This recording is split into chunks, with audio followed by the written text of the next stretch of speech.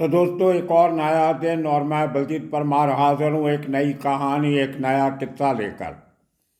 कल की हमारी गणपत गायकवाड़ वाली स्टोरी में जिस शख्स ने उल्हासनगर के पुलिस स्टेशन में जाके अपने प्रतिद्वंदी महेश गायकवाड़ को गोलियां मारी, उसमें 2-3 गलतियां हो गई थी।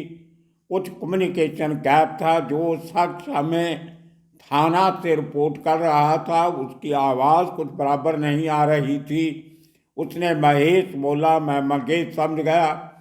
उसके बाद जब वो दूसरे शख्स का इंजर का जो नाम ले रहा था उसने राहुल पाटिल बोला, लेकिन समझ में नहीं आ रहा था। उसने एक्सप्लेन करने की कोशिश की कि ये वही राहुल पाटिल है जिसका कुछ महीने पहले उसके दुश्मन, वही बैलगाड़ी वाले चक्कर में, जिसका नाम था भंडारी सेठ, वही पाटिल जिसको उसके साथ झगड़ा हुआ था। लेकिन राहुल पाटिल कहीं उस मिसकम्युनिकेशन में मिस हुआ और हमने समझ लिया कि वो आदमी भंडारी सेठ का नाम ले रहा है।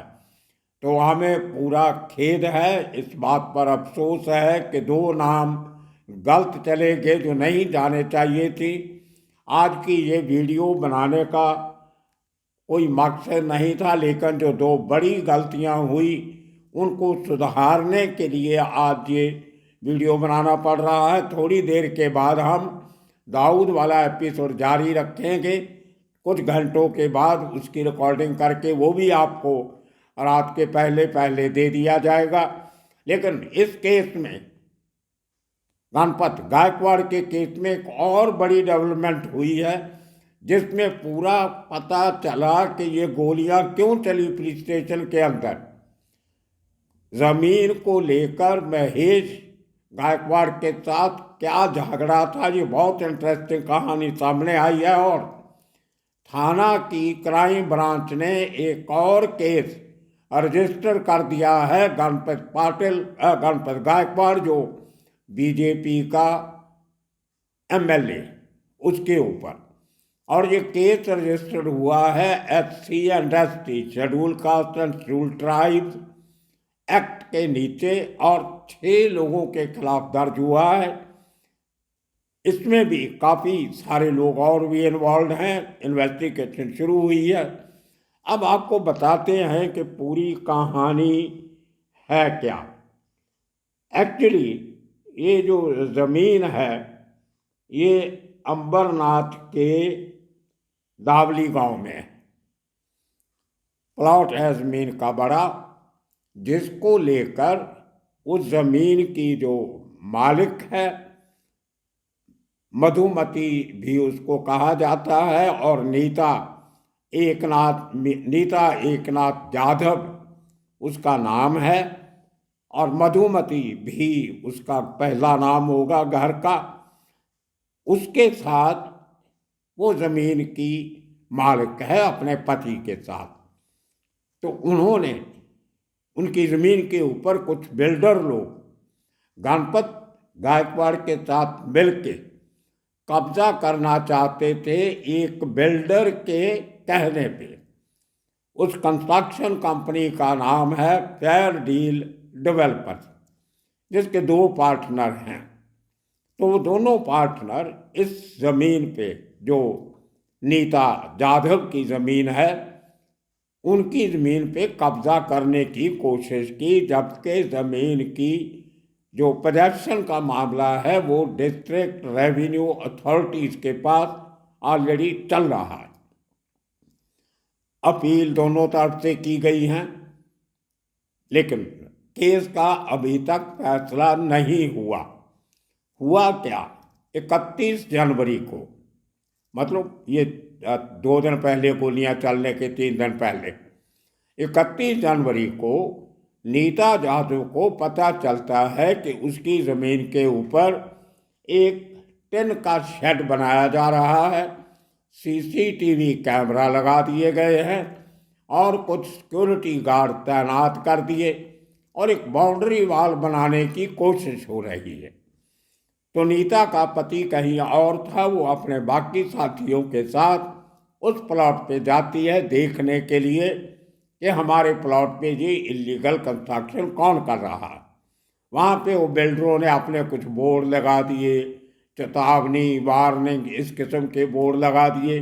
एक छोटा सा कमरा बना दिया जिसके ऊपर टिन की छत है। तो जैसे ही जमीन की मालिक नीता जाधव वहाँ पहुँचती है तो गणपत गायकवाड़ अपने साथियों के साथ ऑलरेडी वहाँ पे था, और उसके साथ था एक और आदमी जिसका नाम है प्रमोद रनका। ये फेयर डील कंपनी का एक पार्टनर है। ये भी वहाँ पे मौजूद था, जो वो कमरा बनाने में और दीवार बनाने में अपने आदमियों की मदद कर रहा था। तो प्रमोद रंका के साथ नीता जाधव की तू मैं शुरू होती है। उसको लेके विवाद बढ़ता है, और उसी बहस के बीच जो गायकवाड़ है, गणपत गायकवाड़, ये उस औरत की जात को लेके, जाति को लेके कुछ सवाल खड़े करता है, उसको नीचा दिखाने की कोशिश करती है। जो बात नीता जाधव को बुरी लगी, उसने कहा कि वो महार जाति से संबंध रखती है, और गणपत गायकवाड़ और इसके साथियों ने उसकी जाति को लेकर उसको कहा कि तुमने जहाँ जाना जाओ, जिस कोर्ट कचहरी में जाना जाओ, रेवेन्यू अथॉरिटीज़ के पास जाना है वहाँ जाइए, लेकिन हम इस प्लॉट को नहीं छोड़ेंगे। आपकी औकात क्या है हमारे साथ टक्कर ले सको। इस किस्म की बातें हुई तो नीता जाधव ने अपने पति को इन्फॉर्म किया कि ऐसे ऐसे अपनी ज़मीन पे कब्जा हो रहा है, आप पुलिस स्टेशन जाइए और इसकी शिकायत लिखवाइए। और उसका पति पुलिस स्टेशन पहुंच जाता है, जो हिल लेन पुलिस स्टेशन है उल्लासनगर का। वहाँ पे अपनी कंप्लेंट लिखा रहा होता है, तो तभी जाके देखता है कि वहाँ पे तो ऑलरेडी जो फेयर डील डेवलपर्स है उनका दूसरा पार्टनर, जिसका नाम है जितेंद्र पारक, ये आदमी ऑलरेडी पुलिस स्टेशन में मौजूद था और दूसरे कमरे में नीता जाधव और उसके पति के खिलाफ कंप्लेंट लिखा रहा था। अब बड़ी इंटरेस्टिंग बात है, जिसकी जमीन के ऊपर कब्जा हो रहा है वो आदमी अभी पहले पहुंचा नहीं, और जो हमलावर पार्टी है उसका पार्टनर पुलिस स्टेशन में शिकायत लगवा रहा है। कहीं ना कहीं पुलिस की मिलीभगत होगी, उसके बिना तो हो नहीं सकता। और जैसे ये आदमी इनकी कंप्लेंट ली जा रही होती है, तब तक नीता जाधव भी वहाँ पहुँच जाती है अपने आदमियों के साथ, और उसी समय गणपत गायकवाड़ वहाँ पहुँच जाता है। अब इसको लेके जो इनका संरक्षण जो कर रहा था वो था महेश गायकवाड़, जो शिंदे शिवसेना का पुराना कारपोरेटर भी, और मुख्यमंत्री के साथ उसके अच्छे रिलेशन। तो अब जो बिल्डर कंपनी है फेयर डील डेवलपर्स, उसकी तरफ से गणपत गायकवाड़ पुलिस स्टेशन में हाजिर है, उसका बेटा भी है और 5-6 आदमी और है। और उसी को लेके दूसरी पार्टी के साथ नीता जाधव के साथ महेश गायकवाड़ वहाँ हाजिर है, उसके साथ राहुल पाटिल, जो बैलगाड़ियों की रेस करवाता है भंडारी सेठ की तरह। तो बड़े इन्फ्लुएंशियल लोग हैं सब अमरनाथ के। तो दोनों गुट अच्छी तरह पूरी मजबूती के साथ पुलिस स्टेशन में हाजिर थे। अब जो सीसीटीवी फुटेज हम आपको कल दिखाने वाले थे, हमने लगाई थी, लेकिन गूगल ने उसको रिस्ट्रिक्ट कर दिया, हमारी वीडियो रोक दी और कहा कि इसमें हथियारों का इस्तेमाल है, गोलियां चल रही हैं, इसको बच्चे नहीं देख सकते, औरतें नहीं देख सकते, आप या तो इनको निकालिए या हम इसको अडल्ट के लिए चलाएंगे, उसमें आपको पूरी व्यूअरशिप नहीं मिलेगी और आपको ऐड का पैसा भी नहीं मिलेगा। ये 2 शर्तें लगा दी और हमारी वीडियो रोक दी। तो हमें मजबूरी से वो जो वीडियो क्लिप जहाँ पे पुलिस स्टेशन में गोलियां चलाई जाती हैं और 3 लोगों को इंजर्ड किया जाता है, वो हमें हटानी पड़ी। और जो पहले की वीडियो पंडरी सेठ और राहुल पाटिल की जो आपसी लड़ाई में जो गोलियां चली थी, वो भी हमें हटानी पड़ी कि कहीं ऐसा ना हो एक वीडियो हटा दे और दूसरी पे फिर गूगल का ऑब्जेक्शन लग जाए और हमारी जो वीडियो है वो रिस्ट्रिक्टेड हो जाए या फिर गूगल इसको बैन नहीं कर दे।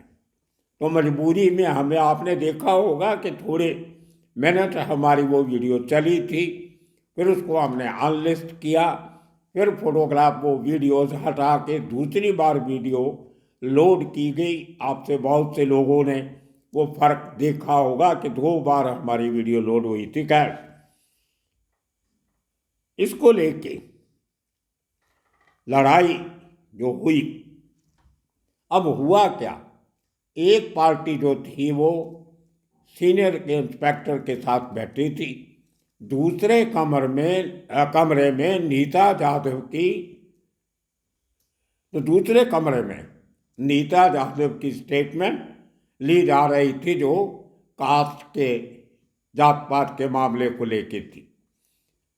और जब गणपत गायकवाड़ को ये पता चलता है कि ये तो मेरे खिलाफ कंप्लेंट लगा रही है कि मैंने इसकी जात के ऊपर कुछ ऑब्जेक्शन लिया है या कुछ भाषा का इस्तेमाल किया है, तो वो गुस्से में आ जाता है।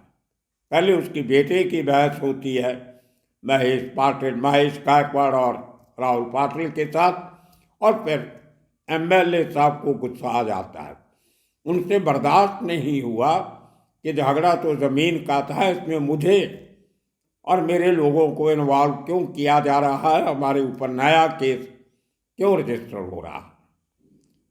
तो उसने गुस्से में आके अपना वो हथियार निकाला और गोलियां चला दी और पूरे पुलिस स्टेशन में भगदड़ मच गई।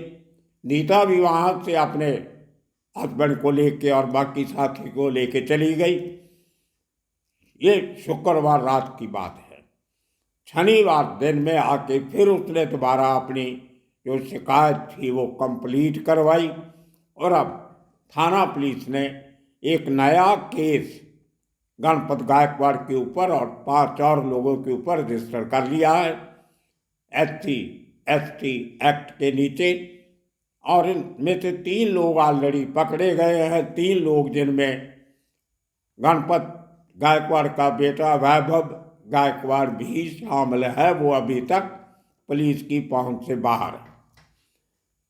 अब वो जो दोनों पार्टनर हैं फेयर डील के, उन्होंने तो कोई जात पात की बात की नहीं थी, इसलिए उनके ऊपर ये SC/ST का केस नहीं बना है। लेकिन जो मारामारी होगी पुलिस स्टेशन के अंदर, गोलियां चल गई, उसके पीछे कहीं ना कहीं फेयर डील के जो मालिक हैं दोनों पार्टनर रंका और पारिक, इनके ऊपर भी कार्रवाई हो रही है। लेकिन वो जो गोलियां चलाने वाला केस है, एक हमलावर के साथ साथी होने का, वो केस शायद उनके ऊपर भी रजिस्टर हुआ है। अब देखिए दोस्तों, मुंबई और उसके आसपास के इलाकों में ज़मीन को लेके लोग किसी का कत्ल तक करने पे उतारू हो जाते हैं। अब पहले तो लगता था कि महेश गायकवाड़ की हालत काफ़ी सीरियस है। कल मुझे दोस्तों ने बताया रात को कि उसको वेंटिलेटर से शायद उतार लिया गया है, लेकिन आर्टिफिशियल वो नाली की तरफ से ऑक्सीजन अभी भी उसको दी जा रही है। डॉक्टर उसकी हालत क्रिटिकल बता रहे हैं।